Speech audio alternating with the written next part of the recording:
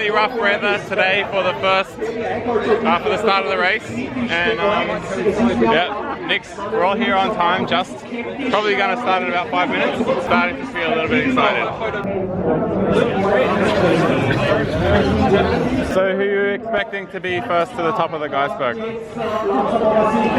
Nick, because he's far too sensitive. One more time, make some noise!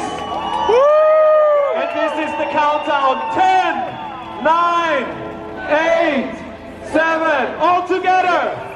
5, 4, 3, 2, 1. Only two together with 31 athletes from all around the world. Go Australia!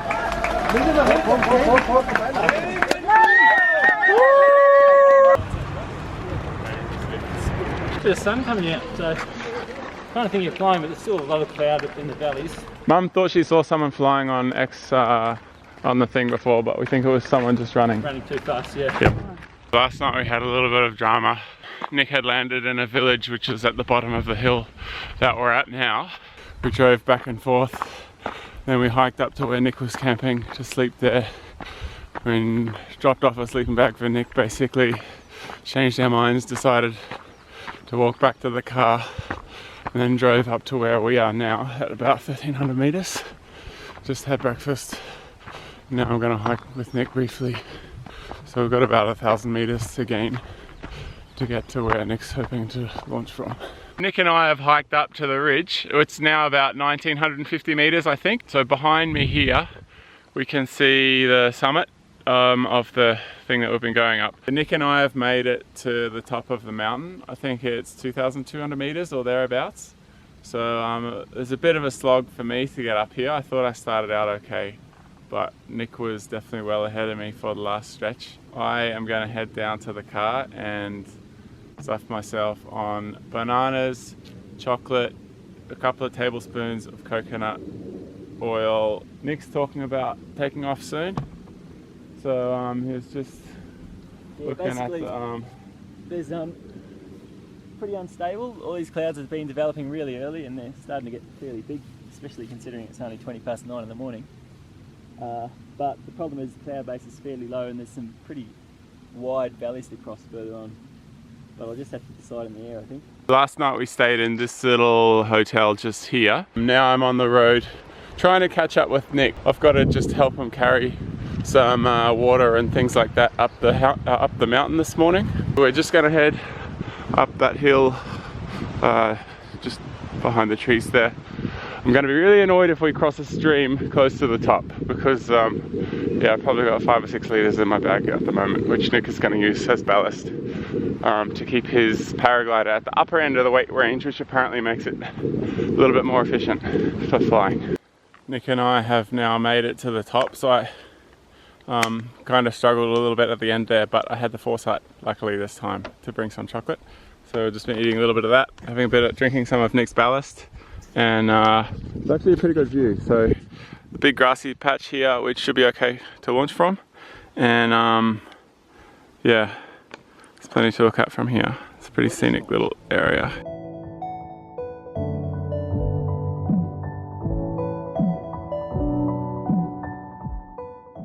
So the conditions are basically okay, but if it actually doesn't work out, you might lose a lot more height than you want to.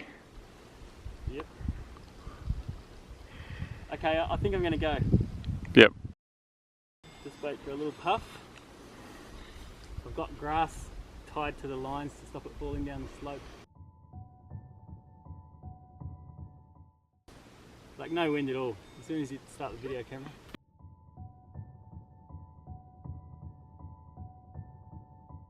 Oh, just dropped another bomb, sorry about that. Might help the wind. Okay, I feel like I'm taking a little bit of a chance with the thermals, but I can't stay here all day because the valley wind will get me, so here we go. Looks like he's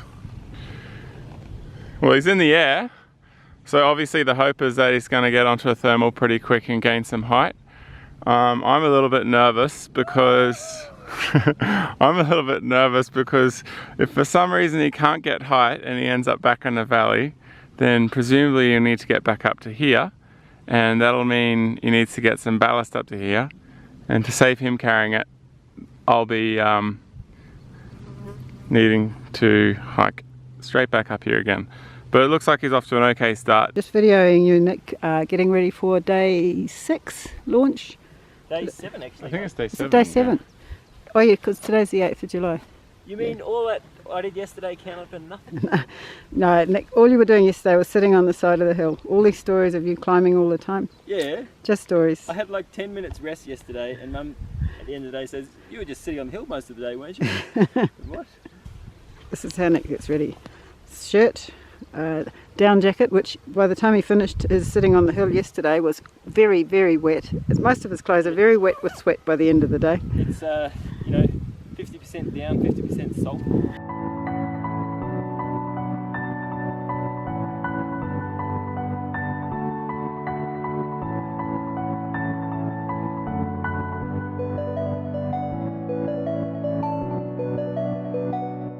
It's about 5 minutes now since Nick launched, and you can kind of just see him there trying to gain a little bit of height. So he's still a little bit below our height and quite a ways in the distance now, but it looks like he's just going back and forth a little bit, trying to gain some thermals. Mum and I have arrived in the village of Soglio. So Nick landed on a hillside a little bit above where we are now, and he's actually continued on, but we're just gonna abandon him for a little while and go for a little bit of exploration around the village, because so far it looks pretty good. There's really awesome stone architecture. To this point all the houses we've seen have been stone, but I just realized that behind me is a whole lot of houses that are built out of wood, so that's embarrassing.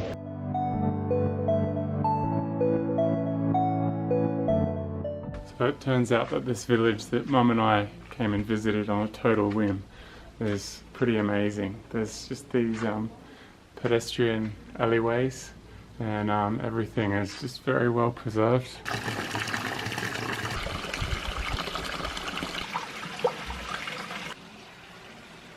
Mum and I just have to report on how unbelievably stressful being a supporter is in this race. You're exhausted, Mum? I am exhausted from feeling very anxious, very, very anxious about it. Non-stop, it's just absolutely non-stop. You know, we're doing everything we can to keep up. So what exactly did we do today, Mum? Let's go through it, maybe hour by hour, maybe not hour by hour, but at least give a little bit of a breakdown. I woke up before 7 and anxiously went down to Nick's room to see if he was awake, and he was still sleeping in, because he wasn't going to get up till 6:45 when his alarm went. Sounds serious. So he, between 10 to 7 and 7 he was up and out the door and walking up the hill. And I suspect he got to his launch place well before 8 o'clock. Sure, so he was working hard, but what were we doing? Well, we were... this is about the supporters. We were feeling very, very stressed in our room. And we? I wasn't. It was hard to tell that we were stressed because we were both covered up in bed, in our separate beds.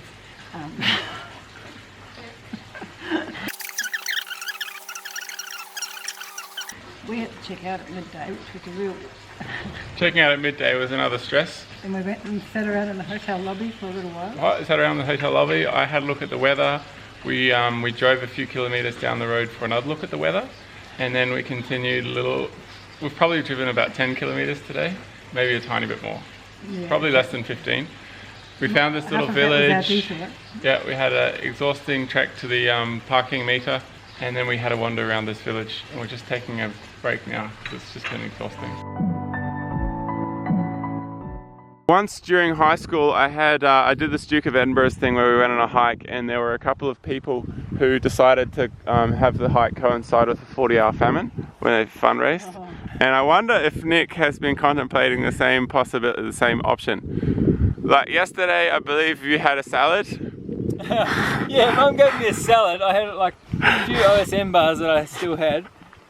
And was there anything else? I don't think so.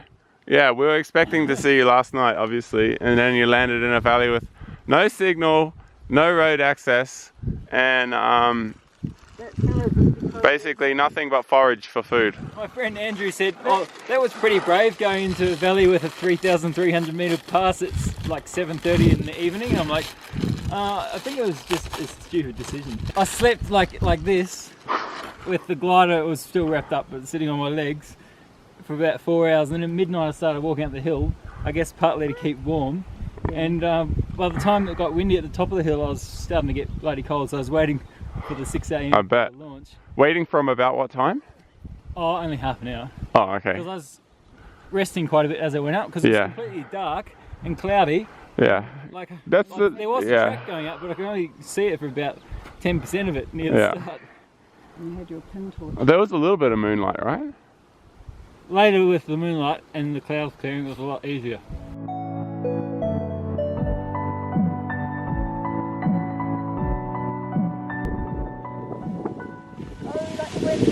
Good luck.